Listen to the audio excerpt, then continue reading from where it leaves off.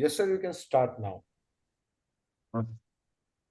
Very good evening, everyone. Myself, Dr. Manoj Suva from HBC Life Sciences Medical Affairs team. So, it's my privilege to introduce our esteemed speaker, Dr. S. Sridhar sir. So, he's be taking today the topic managing hypertension and hypertension mediated organ damage with or without type 2 diabetes mellitus, and the role of synergy in action of telmisartan plus dapagliflozin fixed dose combination in single pill. So,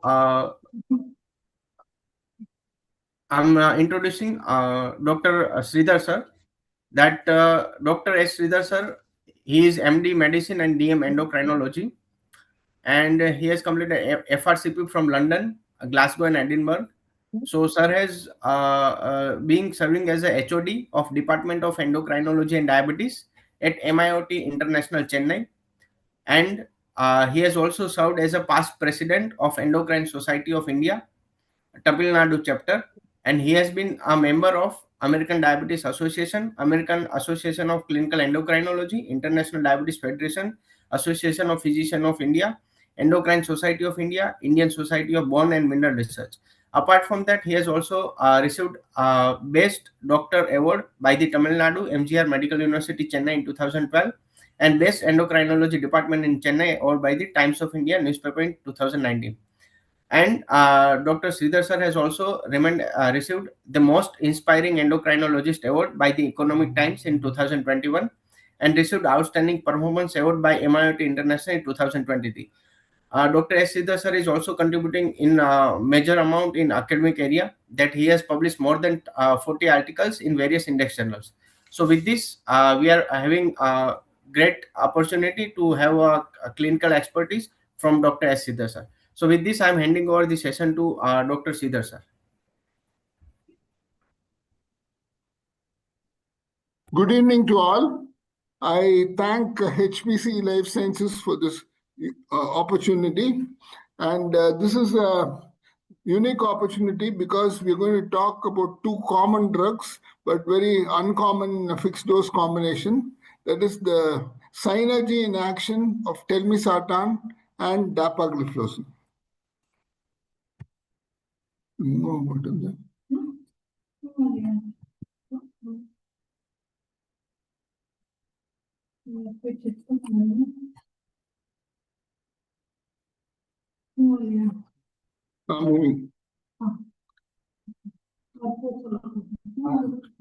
So I'm going to talk under the following headings: understanding the cardio-renal metabolic interplay in hypertension, reviewing the evidence to support the SGLT2 ARB combination, applying these guideline-based therapies in real-world practice, and to identify the ideal patient phenotype in which these combination can be used.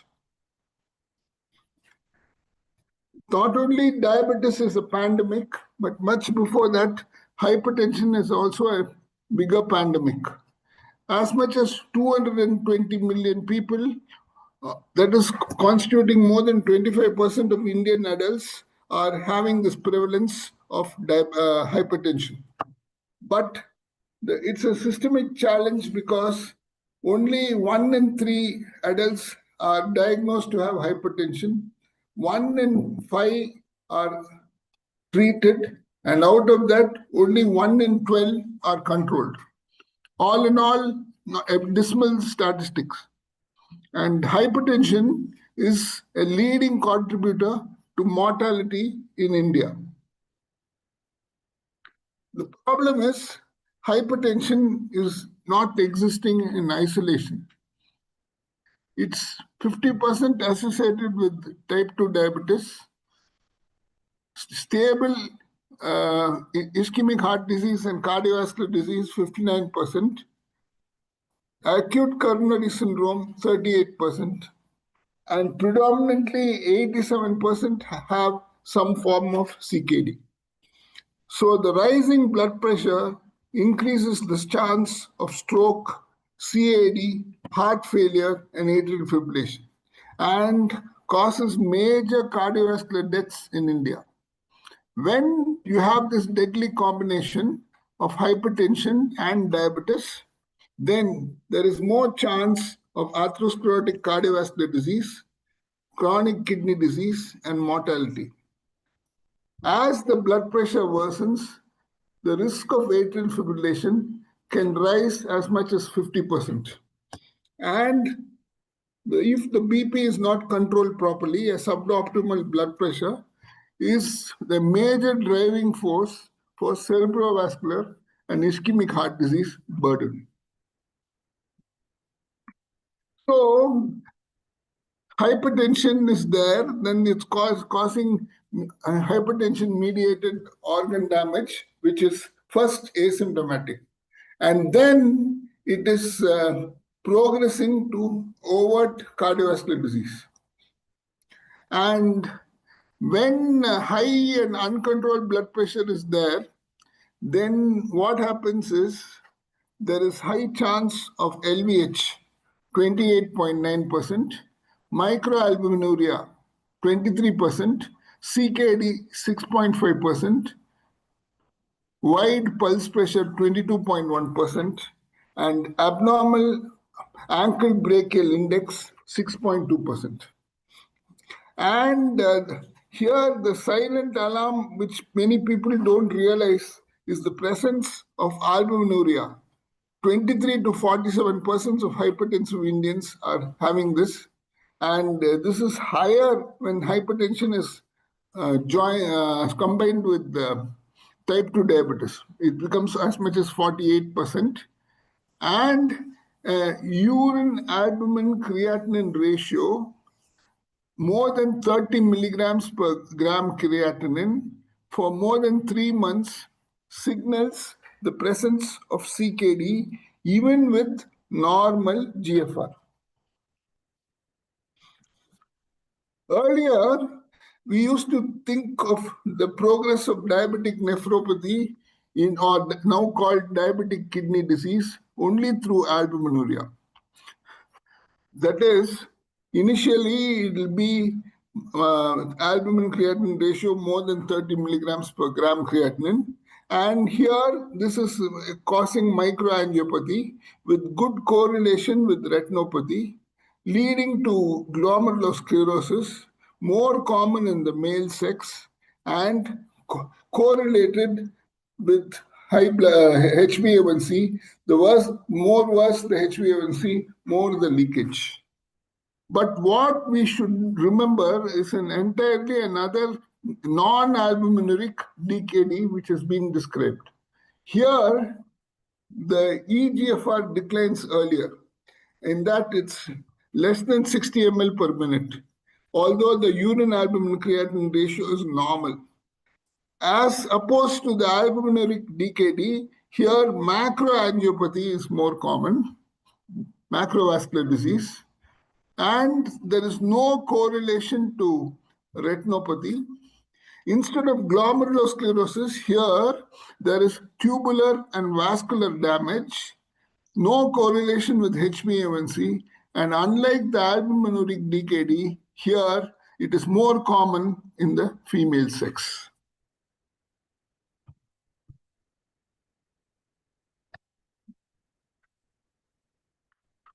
So you see the pathophysiology, there is a simultaneous attack on the kidney and heart. As far as the renal continuum is concerned, the diabetes will increase the renal blood flow, increase glomerular hyperfiltration. The hypertension will cause more sodium retention. Together, both will cause increased tubular reabsorption, more oxygen consumption, leading to tissue hypoxia. And this tissue hypoxia is further compounded by the tubulointerstitial injury, microvascular rarefaction, and glomerulosclerosis, and reduced nitric oxide production, more of RAS activation, insufficient HIF activation, and reduced AMP formation, all in all leading to CKD. As far as the cardiac continuum is concerned, The hypertension, which is present chronically, will lead to increased afterload of the heart. And that will lead to LVH, increased wall stress, interstitial fibrosis, first leading to diastolic dysfunction with increased LV end diastolic pressure, sometimes leading to atrial fibrillation, and ultimately leading to preserved ejection fraction heart failure. So we have to manage hypertension and its coexisting conditions. And patients with type 2 diabetes have higher prevalence of resistant hypertension, and even high normal BP, what we think can be just left alone, can increase the cardiovascular risk. So in diabetes especially, early blood pressure intervention is essential, with the target being less than 130 by 80 millimeters of mercury for most patients with type 2 diabetes. The tight blood pressure control will reduce both macrovascular and microvascular complications, prevent cardiovascular events, and renal progression. So you have a blood pressure drug and a diabetic drug. So here you have telmisartan, which is a ARB with lot of PPAR gamma agonist activity. And this will improve insulin sensitivity, reduce systemic renin-angiotensin system activation, reduce intraglomerular pressure, and reduce the fibrosis and inflammation. Here, the telmisartan will act on the efferent arteriole, whereas the dapagliflozin, on the other hand, by causing glucose excretion, increases glycosuria, increases delivery of sodium in macula densa. Here it affects the afferent arteriole through vasoconstriction and reduces hyperfiltration.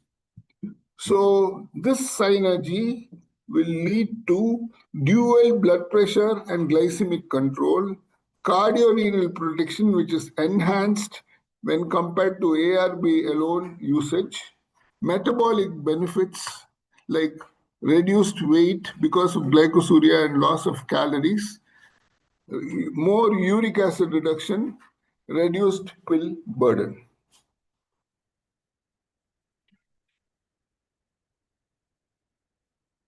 So I think as regards the heart is concerned, reduced cardiovascular events, reduced blood pressure, reduced albuminuria, reduced systolic blood pressure, reduced cardiovascular risk, uric acid, increased HDL, and reduced renal risk to renal hyperglycemia. Potassium remains normal, and there is reverses the fall in EGFR. So this combination therapy in DKD has potential renal protection and cardiovascular safety. So having discussed the positive effect of this concept, let us see the Indian and international clinical trials which have been done with this combination. Here, there were two phase 3 double-blind randomized trials involving 613 patients in one and 449 patients in the other by Weber et al.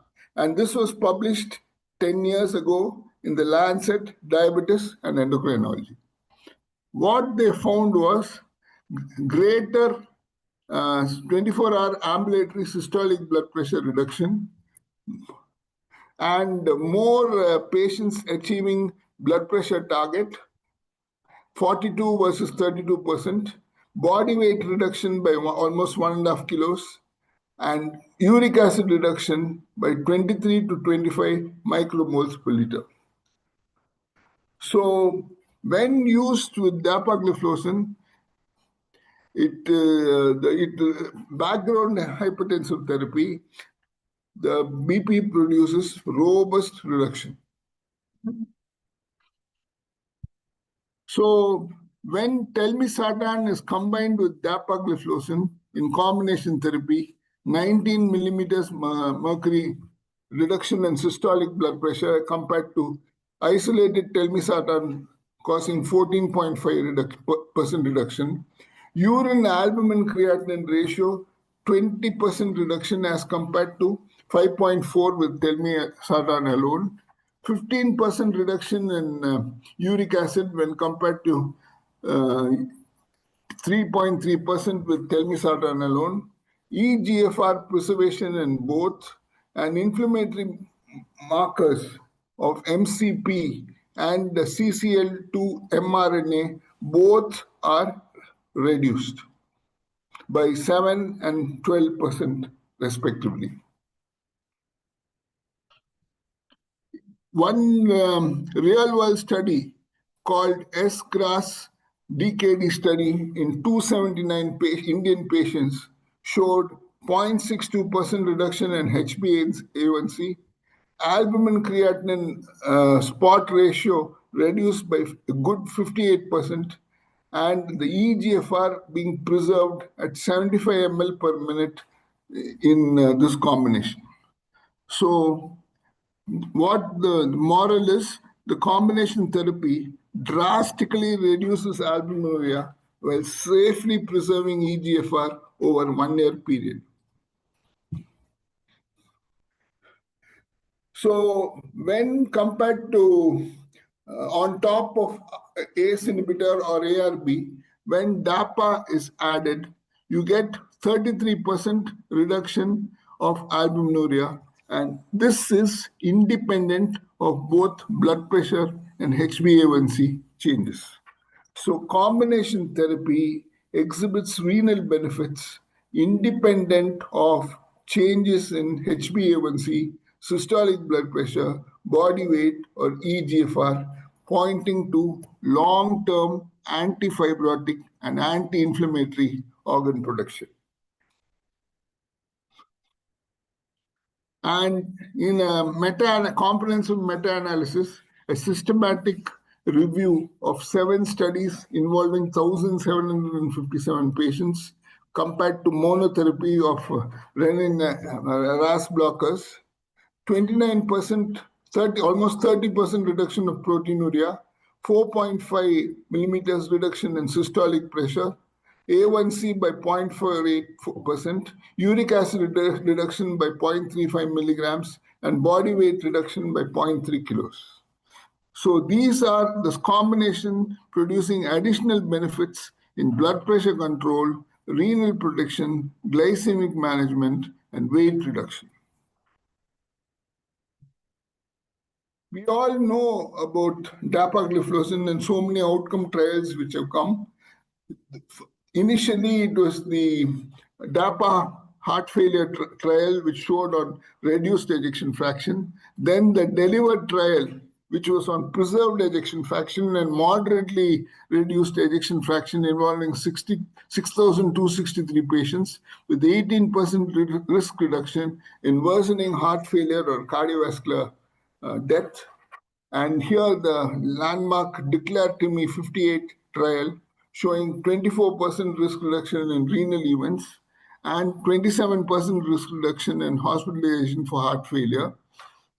This was a trial involving 17,000 odd patients with type 2 diabetes and ASCVD risk.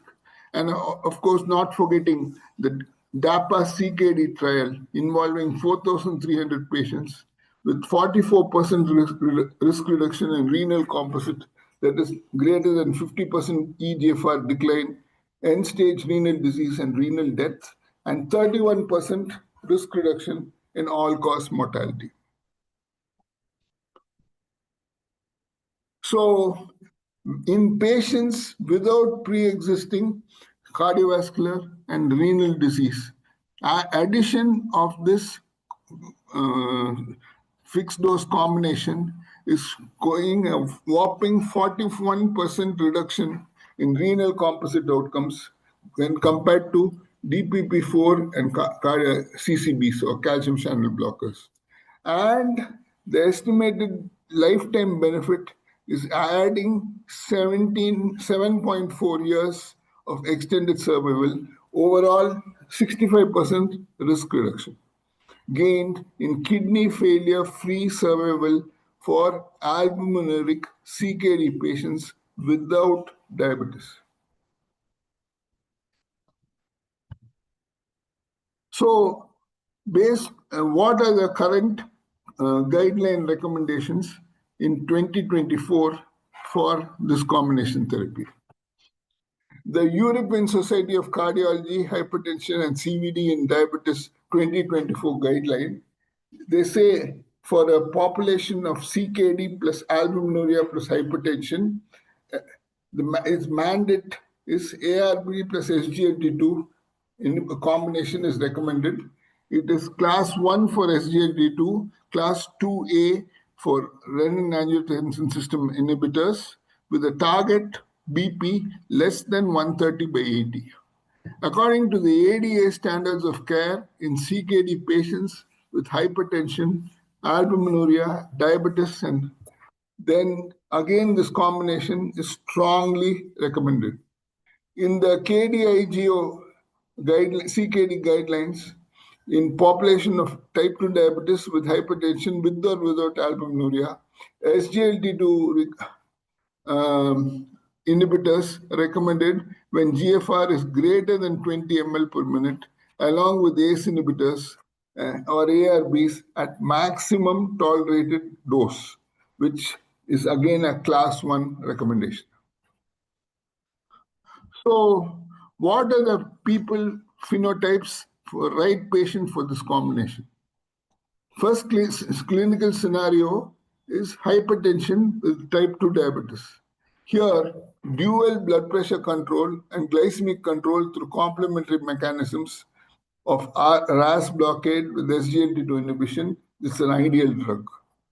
When the person has his case of hypertension, obesity, and insulin resistance and metabolic syndrome, again, this is a good combination because it delivers comprehensive cardiometabolic control through BP lowering, weight reduction, improved insulin resistance, and early cardiorenal risk mitigation.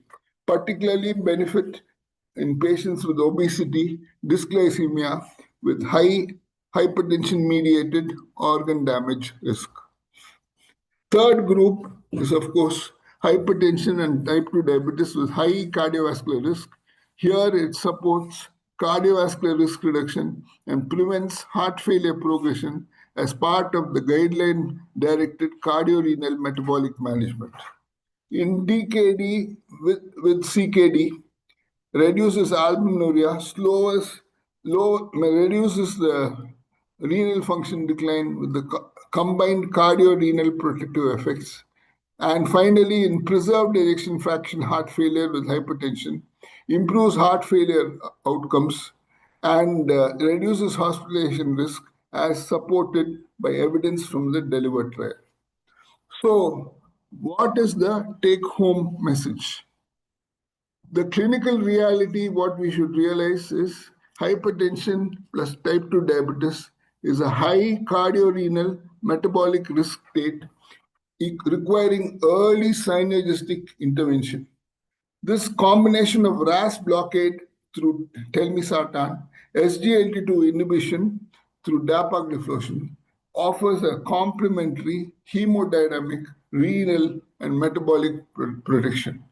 So this is a drug first time in India having DCGA approval, a once daily fixed dose strategy to improve patient adherence while fundamentally intercepting the cardiorenal continuum. Here, the hemodynamically, you get optimal blood pressure control by less than 19 points by 19.69 millimeters of mercury systolic blood pressure drop, glycemic control by reduction nearly 1.29%, dual nephroprotection, 33% albuminuria reduction, and delaying CKD production, As far as the heart is concerned, significant reduction in cardiovascular death reduces heart failure hospitalization by up to 29% in trial subsets. So, with this, I end this talk on this useful combination of telmisartan 40 milligrams and dapagliflozin 10 milligrams, TEL-QD. Now, if there are any questions, they are most welcome, Pia. Taken up. Thank you so much, Dr. Sridhar sir, for your extremely insightful and clinically relevant session. So, sir, there are a few queries from the clinician. Sir, one more thing: more than 200 doctors has joined this webinar today from different regions of India, mainly South India, sir. Like all the state have joined. So, very thankful to all the clinicians. Sir, first question is like. Uh, In DKD patient, would you consider this FDC as a foundation therapy or still a step-up therapy after conventional ARB? See, the important, both SGLT2 inhibitors and ARB constitute first line according to the KDIGO guidelines. So there need not be a step-up therapy. This you can use as first line straight away. Oh, right. And sir, doctor is also asking, are there any baseline parameters that are essential to be monitored before starting this FDC therapy? I think probably you can get the renal function done, get a potassium checked. These two are important components. Get a usual ultrasound, and these are some of the things which I would do. And what we should remember is usage of this combination might reduce the chance of hyperkalemia with the telmisartan in isolation. Thank you so much, sir. And sir, is there any specific advice on the hydration counseling, particularly for our patient in hot climates? They should maintain a proper genital hygiene. Adequate hydration is required, especially for in the summer season. So, this is to prevent any genitourinary infections, which are commonly can be a side effect, especially of telmisartan. Okay, right. So, sir, this was about the queries from the doctors. I think, sir, all the questions you have covered, sir. So, with this, sir, on behalf of HBC Life Sciences and Adria Division, I extend our sincere gratitude to you for your extremely insightful session, sir, and all the clinical relevant interactions you have made. So, with this, I would also like to thank all our esteemed clinicians who have participated in this webinar for the continued commitment to the advancing patient care. So, thank you once again, sir. Dr. S. Sridhar, sir. We are very grateful for you to have chairing this session and all the esteemed clinicians who have joined this session today. Thank you very much. Good night to all. Yeah, thank you so much, sir.